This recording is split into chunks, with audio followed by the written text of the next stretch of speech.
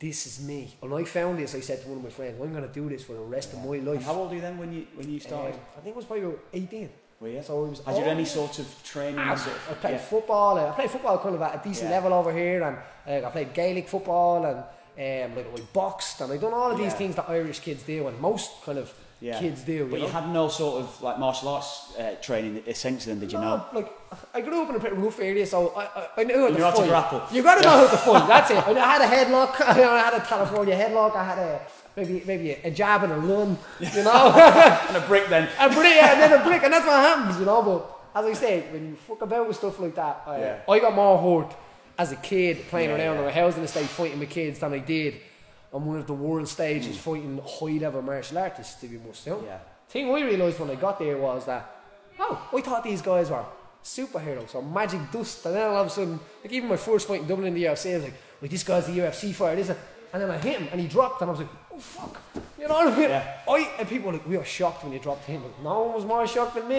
You know what I mean? Whoa, he actually fell on me and I pushed him off me, you know, like I stormed him, and this means nothing.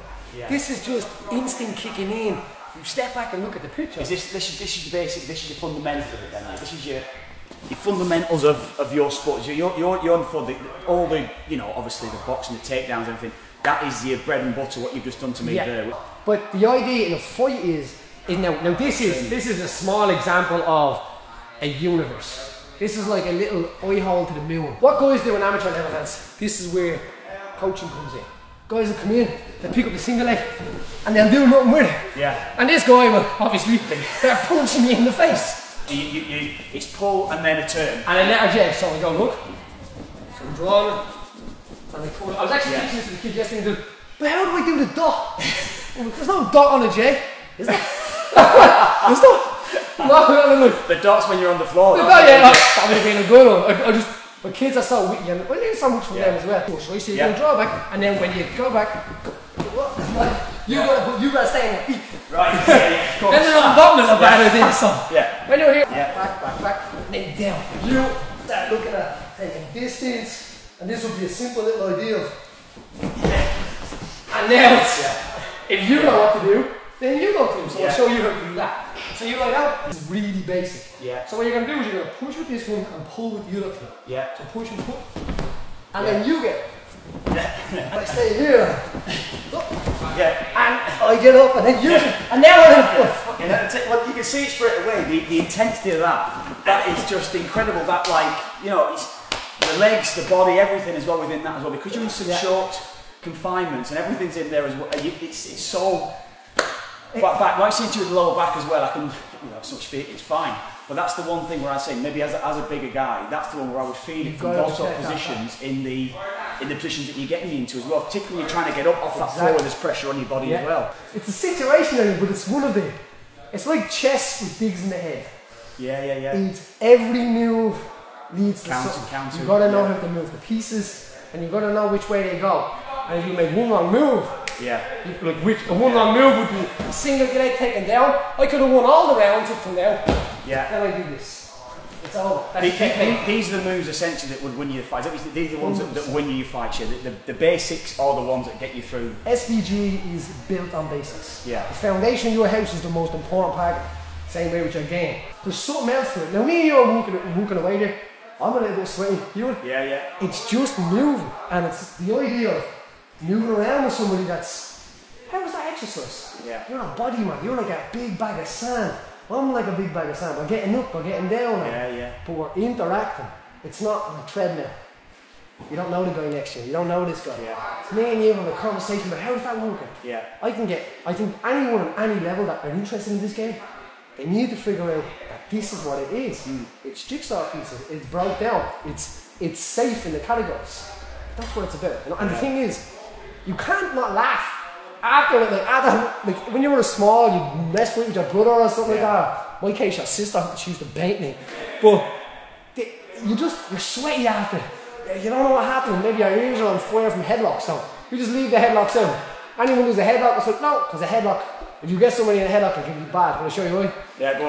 So outside the chipper, this is what the guy does, Paddy frame in California, everywhere headlocks up. the idea will be you grab me in a headlock. Yeah. Right. So what I'm going to do is I'm going to block you from punching me in the face because that's important. Yeah. So I make a little angle, so I'm sitting on. Now you just get ready to kind of roll because you're going to go over my shoulder. Right, then, yeah. I'm going to step through here, and I'm going to sit back, and now I'm going to end up on top. Yeah. I'm past your guard, and you're probably now, from experience on the land, you're probably going to turn to your knees that way, panicking, and that's going to be the end. Yeah. So, normal Joe's headlock's the first thing you learn in school, isn't it? Yeah. So what I do is, that's how I create programs there for kids. I show them how to be able to headlock, because that's probably what you're going to need. Yeah. You're going to need how to get out of there, how to calm that situation down. Maybe they don't choke them at the end of it, but the idea is that you get up, you run away, you tell the teacher. You're a teenager, this could be after school. You get up, you prove to the guy that, listen. And then as an adult it comes into competition, so it goes. It's self-defense, it's sport, it's street sport, you know what I mean? That's what it is, and the thing is, you have to realise that so much goes into the thinking, the process, and it creates something in you that's just different than everything else. I've played football, I've done all these things. When I scored a goal, I'm like, yeah, fuck you. Yeah. But now with this, it's like that feeling 10,000 times. Yeah. And when you do it half in the nip, running around full of people, it's mental. How many older guys would you get in? Like say, I don't know, 30, 40-year-old men basically new to the sport. Do you get a lot of guys coming in? That's the I'm trying to access, because it's them guys to me that are vulnerable in society, and even the younger nation look at them and go, yeah, they're grand, sure, they're older than me. But like, they might be the guys that, like, maybe they don't have much friends anymore because they've been working so hard all their life, and they reach 40, they might have that house paid for, they might have that, but they lost a lot of kind of things through that. And I know, through fighting, you've got to sacrifice nights out, you've got to and it's only a little while before people peel away. In Ireland, you associate socialising with a bar stool, and sometimes you can click that idea in, and then the bar stool becomes where you go every day to make friends. Guys in certain situations, women in certain situations, whatever it will be, and it almost feels like it's the community you're trying to create here, that togetherness, I suppose, as well. As corny as that sounds, but it does seem that way. It does seem that it's something, not just, obviously fitness-wise, all these sort of things, great for bodies, but there's more to it than that. That's 100%. And that is my reasoning in this, is that guys come in here, the amount of people that came in here and gone, oh, I feel what you mean. Because when you come to a building like this, when you do something like this, I feel they have to give their soul to it. So someone has to give their soul to the building for it to grow. Now, if too many souls go into a building, it just ruins it, because everyone has an opinion. So one guy puts his soul in, and that has a bit of sense in it, obviously, and we go on that journey, and we see what happens. And that's my idea with this. I got the teens come in, and sometimes they hang around a little bit, and again, you got to kick them out after a while, obviously. But wait it up. They probably just see what's happening first. I'll watch first before I do anything. Yeah. Like Wednesday's a bank holiday, or sorry, Monday was a bank holiday yesterday here in Ireland, and we 30 or 40 people here rolling and having fun, and enjoying it. And then like some of the guys, like, they went to Nando's after it, and some of the other guys go and get something to eat, and then maybe they meet up the next day, and it's like, right, it's happening. Yeah. It's now a spark starting to happen. Like, I know in Ireland you become. You get your friends in school, and that's it. It's very hard to kind of make friends after that. And this is all the stuff going on with mental health and suicide awareness and stuff like that. This is, instead of talking about it, instead of giving all that, oh, we should do this, we should do that, because some people say, oh, people need to talk and people need to get stuff off their mind, but then some people start talking about that stuff, people are like, oh, and we had Neil Seary on the show with us a few weeks ago, and he spoke about the problems he had maybe mentally as well towards the end of his career. But that was maybe the most awakening thing when he spoke about, the mental torture he was having at nights, not the sleepless nights, all these sort of things. It was, what you guys are going through at certain levels, and it's a testament really that you obviously yourself, you're in this position now that you can actually look back on your own career and then try and pass on that knowledge to others. Man, that's important as well. That's you, as you said, the mental preparation. I guys to come in here, you can be talented all you want to come in here, but when you don't have it mentally, you've probably played against guys that are like, shit, like he just doesn't stop, and some guys are just weird like that, and that's what I mean about fighters and guys. Some guys are weird, they're mentally solid as a rock, bulletproof mentally, and that is very important, but not everyone has that. And mostly what happens with coaches is that they jump with that guy, and because he's the guy that's going to be easy to proceed up, but the guy that is not probably mentally confident, but he's smart. He knows how this works. He knows how to train correctly. He knows how to research his diet. He knows how to turn up the training. He knows how to recover. But then he's not confident that he could beat that guy that's loud in the room. Yeah. That guy's no. Oh, he makes that guy shy away a little bit. Like where, to me, that guy is probably the guy that's going to jump ship, you know, or he's not going to respect what you did for him because he doesn't get the emotional kind of reaction of it. He gets the material stuff. He gets the help. He gets the skills off you. He gets that. And then, just some excuse will come up and do a bail, you know? Yeah. That's my experience with it. But if you get a guy that maybe at the start he wasn't all there and he wasn't, and you recognise that and you give him a little few prep words. I know when we were coming up in the team, some guys and you'd be like, it's grand, or you shoot them a message at night and just, you might have said with your own teammates. Yeah. Especially guys coming up and you go, do you know what, you done great today, this was and that means everything to them. Yeah. And that's a huge part of developing mentally as well, as reassurance that you're doing well. Not just coming in here and getting bashed every day. Proceeding and gradually coming up, and then all of a sudden you see the process and bang, that's all it takes. Mentally you realise that it's just work. It's work you've got to put in. Like I said, life is bigger than just this fight. And I used to go as well, there's a place called the Hellfire Club, and you go up to the top of it and you look at Dublin. And then when we were fighting in the 3 Arena, I'd done it, and we were going to Boston as well to fight. I stood at the top of that hill, and when you look at all them lights and you look at all them things, you actually realise that I'm only this small. Not everyone cares. They might all know your name, but every single one of them lights have problems going on, and it can be easy to kind of just look from afar and this is actually alright, and you feel good again. You told me that I read this morning about the condition that you've got as well, which is you'd never ever associate that certainly with a fighter. You've had this since you were a boy. Just explain then your condition and what it is and how it's affected you. I was born with this condition, so it's like a 1 in 5 million people get it. So could have been the lot I got on them looks, but you know. And what's it called? What's the condition? It's called factor 13 deficiency, which is a form of haemophilia, but it's actually not haemophilia. It's kind of just on the outside of it. So your blood has factors. So if you get cut, if you get like a bruise, your body sends all these different factors, different platelets to kind of block it and net it up, like a hole in a dam or something. You're trying to block the hole. So what happens is I have all the factors that block the hole. But then there's one factor called a factor 13 it's like a glue, and that comes last, and that kind of smooths everything into the hole. So it's like a cement on the backside of it. Do you get what I mean? So if you're looking up through your skin, this comes on the bottom end of it and it seals it. So I don't have, like some people have got a little bit of it, I have 0, so my body doesn't create that factor. Right. So it is dangerous, but it's not dangerous. Well, it's kind of like your blood clots then, is that what it is? Yeah, so your blood clots. So that, obviously, any sort of punch that you would take, you're more susceptible for clotting from this. That's how I was reading it, is that right? Or is it not but not really. If you put it on paper, that's how it would be. Yeah. But like, physically, if you tested my blood and your blood on the same day, there's no difference. Right. I can fight. To me, I can fight. Medically, people say I can't fight. Yes. When I was that was never in your mind then. It was never in your mind when you were fighting. Well, it was always a little bit. But like, you're fighting, you know. You're fighting someone. Anything can happen. So there's a million things going on in your head. But the idea of my clotting agency is that the trouble is that the clot doesn't stick and it can fall back into your blood, and then you have a clot floating around your body. But I take it's a donation. It's a plasma. So it's a factor 13 supplement of it, and my level is checked. So you're probably deficient in vitamin D, so everyone's deficient in something. But I know that I'm not deficient in this. So where somebody else could be, I get checked to see am I not. So if I ain't, I'm safer than other people because mine gets checked. So if I was fighting, my factor level of 13 would be higher than a human needed it as precaution. So I'm actually kind of safer, you know. So when I was getting my surgeries, like I had a back surgery, when I was a kid I had a brain surgery, and like so I know that. What surgery did you have on your brain as a kid? I got when that's indirect for the condition. No, it was nothing to do with the condition. It's to do with a bang of a brick. I was small, I got a bang of a brick, and I went home and I was dizzy and I was getting sick and all of the things, and I fell asleep on the sofa, and it turned out that I had a blood clot in my brain.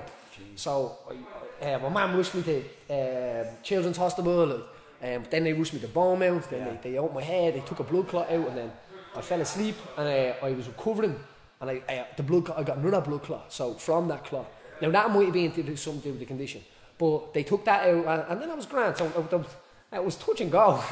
You're in Beaumont, you're in ICU. There's about 20% of people come out there. So that to me, it was just what it was. Now my mum, she she went nearly grey, you know, because your kid's in hospital. But it was nothing to do with that. But when I'm thinking about fighting now and talking about fighting, I say, like, I've been through that, and a fight is traumatic, but it's not that. It's not someone cutting your head open, it's not someone cutting your back open. And it's like, and we know that's monitored at the time, but it is a precaution thing, and do I agree with it? We do kind of, but we don't as well, because, you know, if someone's told you to stop playing football and you're an own child, you're like, I know. It's got to be forced upon you, hasn't it? That's it, yeah. But I want, as I said, I want all the medicals, all the precautions that came in, all the qualifications for the IMMAF and made MMA safer. I want that. So it's very hard for me to stand on both sides of the fence going, but don't look at me, you know. I have to be kind of like an example to say, like, right, well, I stop, so you stop. Whether it's the training, whether it's the business side of it, whether it's the surgery, whether it's the physios, every sort of thing, you kind of have that tunnel vision, it seems to me, just listening to you there. I don't even know that. I think that's people where I come from as well. Like the neighbourhood I grew up in, everyone I know has an addictive personality. Sometimes it's good, sometimes it's bad. It depends on what you get addicted to, you know. But I know for the fact that I was the guy taking my toys apart. You know, like, how does this work? It's like, you're mad, you're like, what are you doing? And it's like, I want to put it back together, I want to see how it works. And I already had that kind of inquisitive mind. But I definitely, when I met John and I met SBG, I nurtured that. Yeah. And what I tried to do is, as I said, if a kid goes to me, how do I do this? I don't turn around and go, do this, and then what? Yeah. I say, how do you think you do it? What would you reckon this works? And which way would you reckon that works? And then they see it. And when you guess something like that, then you know it. That's the only way. You can't not look. If I give you the answer to something, just goes. But if I make you go and find the answer, then you create an inquisitive mind. Yeah. And it's not just jiu-jitsu here. Jiu-jitsu and MMA and martial arts creates an inquisitive mind everywhere. Like the idea of MMA, we kind of put the sport nearly back together in Ireland, where like, this is how you do a wake up, this is how you train, this is how like a grassroots progress goes all the way up to teens, to adults, to when we started it was like, can you take a punch? And you just go for it, you know. And then usually what happens is the weak people leave because the mental people stayed, which would have been me and Connor and a lot of the other guys. So that was the idea of, my idea we wanted was where weak people stayed, and I kind of kept the cocky kind of arseholes away, to be honest, because they make it hard for the weak people. Then people want, martial arts to me is, that's what it's for. That's the Bruce Lee way of doing it. It's for weak people that are like not too confident and they need to lose a little bit of weight, but they're into it, but they're afraid to watch it. Well, it's that scientific approach on now as well, isn't it? Everything, every sport's, it's that way it is now, but particularly he's saying now, you've got this equipment in here now. I never would have associated an MMA fighter with doing this sort of work. This is the thing that's maybe enlightening to me and probably enlightening to a lot of other people, the stuff that you're actually doing around fights. Definitely. Well, the idea of, I know when I was training, I used to do a lot of running, as you were saying, you had back surgery as well, and you know, all of a sudden that's just gone. You can't run, and I'm saying, right, how do I lose weight now? How do I cut my weight? Like, sometimes I'd be going to bed and I'd weigh myself, and if I'm not the proper weight, I have to put my sweats on and go running, and it's like a horrible existence in that, you know, like. And so the idea then was that I started swimming, and I swam loads, and changing it up was swimming became great. That's where then cycling became in, and all of a sudden I started, oh no, that triathlon stuff is kind of not too far from that as well. So now the last little while we've slacked with the training because building this place. So what's it like then training fighters then yourself now? How have you found that? I've been training. I've probably been coaching for about 10 years now. Like, I'm only 29, but when I first started, I jumped straight on it. And John, I've got to see my apprenticeship kind of under the Irish invasion, if you wish, you know. So I got to see a lot of the negative parts of it, the positive parts of it, and the grow of it. And a lot of the fighters that you'd see now probably had some sort of little help out with giving them the dig out and training and in their younger career and stuff like that. But now the guys I'm looking forward to doing is creating guys from day one again. So it's like playing manager now, if you wish, you know what I mean? So the idea of giving the guys what I think that a fighter should have, like you should be humble. The idea of what jiu-jitsu positions you should be good at for MMA, for jiu-jitsu, what wrestling you should have. So it's like I'm making a character on the PlayStation or something again, you know, like, and I'm putting the attributes on, and I'm sitting down planning the sessions, and like all of these guys, I get everyone on this level to know this takedown, to know this way of getting out of the way of a jab. Then when everyone gets that, we'll do one jump again. Level 2 will be getting out of the way of the other way, and different takedowns. So that's the exciting part now.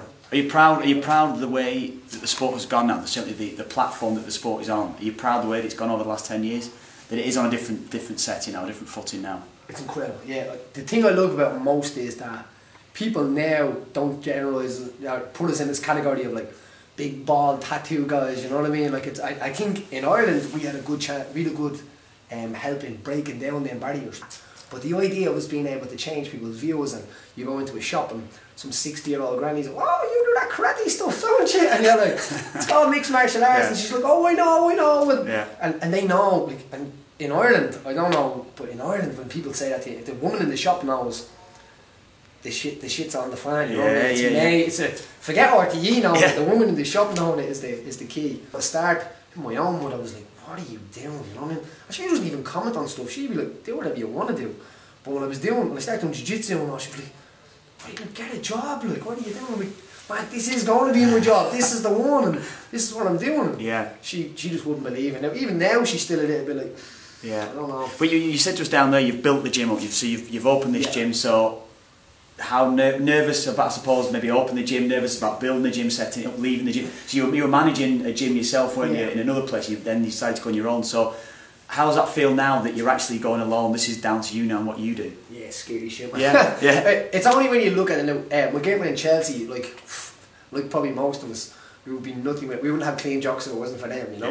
Yeah. Because she does a lot of stuff at like figuring out the VAT and the tax and all of this kind of stuff, which is, now I know a little bit about that, but I don't know if in your day as well, you like, listen, you just do that and I'll just do this bit of it, because that's hard. But it's like anything, you have to learn, and I don't want her just to do it. I want to know how it works, because that's my mentality. And like I just said there, you need to go on the journey to kind of build up and figure it out.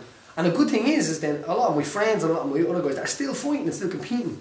Like, apart from Connor, obviously, because he's all out when it's all done. He's doing right for himself, and he's not doing too bad, is he? I would mentor off Connor. You know, I look at some things he does, and he's so clever. You know what I mean, with everything. The way he handles himself, the way he knows about like his worth. Like, he knows his worth. A lot of fighters don't know that. A lot of fighters are very nice, and a lot of people can take advantage of that. Like, I would kind of be one of them guys where it's like, he's sound, he'd do that for nothing, he'd do this for like, well, if someone's making money, we're all making money, you know. So but that mentality wasn't always. So business wise, that's came in the last year or two. I know my worth.